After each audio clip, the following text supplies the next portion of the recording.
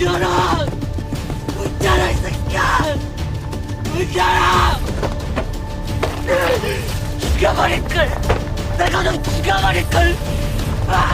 来了来了！它被称为史上最绝望的影片，至今无人敢刷第二遍。很难想象，这是根据真实事件改编而来，故事情节反转、反转再反转，过往与现实交替式拍摄手法，不看到最后，你根本猜不到谁才是最大的恶魔。当真相被揭开，事实却更加残酷。本集经由女孩生日这天被残忍割嘴抛尸而展开来，一时间小丑杀人案轰动全国，嫌疑凶手老郑被送上法庭，却在庭审中供认不讳，还反口咬定刑警阿俊才是真凶。当阿俊被带上法庭，指认老郑被抓时曾一度拿刀袭警，而且在外卖小哥的行车记录仪中清晰地记录下老郑绑架白志恩的过程。最关键的一点是他独特的犯罪手法。原来阿俊在抓捕老郑之前，意外向工友取证到重要线索，明显工友口中的女人并不是白志恩。当阿俊根据提供地点找到另外的女人，看见女人竟然戴着厚重的口罩，阿俊当即亮出身份，命令她摘下口罩。令人震惊的一幕来了，女人是老郑的炮友，两人在吵架过程中，他被绑在椅子上，意识清醒下被撕裂嘴角，所有矛头同时指向老郑。一时间他百口莫辩，只是还在强烈控诉没杀人。休庭期间，几名陪审员参与案件的审判，他们都认为老郑有罪。这时8号陪审员长发女却给出不一样的答案。 나는 범인이 아니다. 믿어달라. 피고인이 그 말할 때 왠지 진심처럼 느껴졌어요. 众人听到理由感到荒唐至极，单凭直觉判案，这大姐是有史以来第一人。等到再次开庭，陪审员一致认定老郑就是凶手，加上明显的证据，此时法官开始正式宣读，老郑被判处无期徒刑。然而意外却发生了，老郑对判决不服，快速拿起桌上的笔，狠狠刺向一旁的律师，又迅速跳出被告席，挣脱身后的保安，恶狠狠地跳上主位。当拿着笔准备刺向法官的瞬间，阿俊立刻冲到前面，快速把老郑制服。突发情况弄得人心惶惶，只有听众席上的智恩父亲稳如泰山，此刻他脸上的表情高深莫测。就当大家以为闹剧结束，被强制带走的老郑却突然哈哈大笑。他看向法官，又看向陪审员。 오늘 니들한테 때문이다. 알겠지? 庭审结束，陪审团走出法院，众人提议出去聚餐。开餐厅的6号陪审员发出盛情邀请，大家都表示赞同，唯独瘸腿男想要不合群的离开。这时眼镜男叫住了他。 같이 가시죠.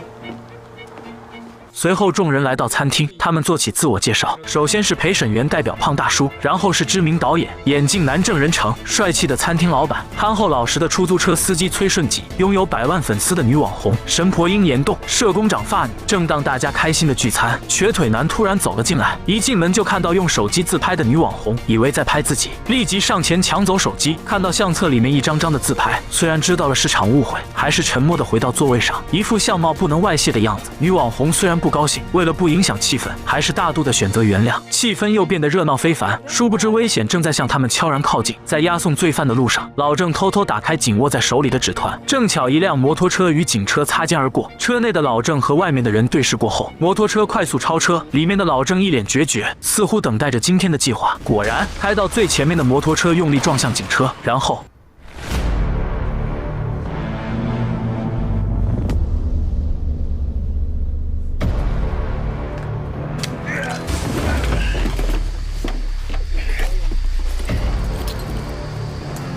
老郑从地上捡起钥匙，用力解开枷锁。他大摇大摆地走出车内。这个恶魔即将开始复仇计划。警方得到通知，立即赶到案发现场，但罪犯早已不见踪影。阿俊调取出监控录像，又模仿着老郑的逃跑踪迹，一路跟随到路口。再一抬头看到路标，前方正是刚刚判决老郑的法院。阿俊又回想起他威胁的恶语。 预感大事不好，立即打给法官哥哥，叮嘱他一定不要再去法院。毕竟老郑目前还不知道其他陪审员的家庭住址，但此刻法官已经来到法院，所以没有理会阿俊的劝告，毅然走进里面，来到办公室，找出陪审团成员的家庭住址和联系方式。意外发现少了半页，猛地回想起，在制服老郑的同时，他用力撕下桌上的纸张，上面正是陪审员成员信息。法官立刻打电话给同事，重新打印出信息表，按照之前缺失的半页部分对照出老郑接下来的报复对象正是住在延州洞的长发女，这不禁让他不敢再继续猜想接下来事态会发酵到怎样，只能挨个给几名成员发去短信提醒。而另一边，指挥中心的监控检测到刚刚袭警的摩托正在朝法院的方向行驶，不知为何又突然改变路线，朝着延州洞方向前进。而驾驶摩托的主人正是罪犯老郑。等到聚餐结束，长发女独自往回家中，路上意外接到法官短信。 정만춘이 탈출을 했습니다. 배심원 여러분은 长发女震惊不已，立即点开头条新闻，得知老郑真的逃跑了。她顿时感到四肢发软，硬着头皮往家中走去。当小心翼翼地开门时，发现门锁被盗。进入屋内，电话铃声恰好响起，是法官不放心打来电话。长发女虽然报了平安，但总感觉身后有人。照镜子时，背后更是一阵发凉。她开始挨个房间查看，突然，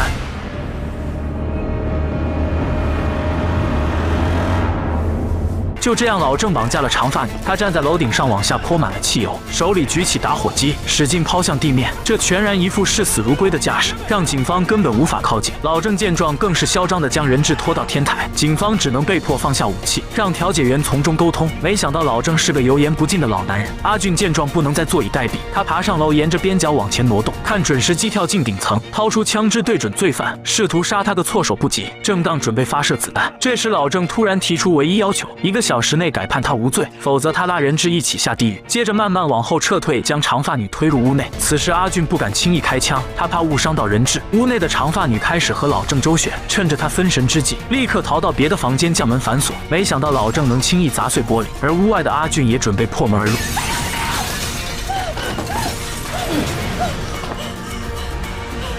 就在这千钧一发之际，阿俊一枪下去，直接将老郑击倒。谁料老郑突然从背后偷袭，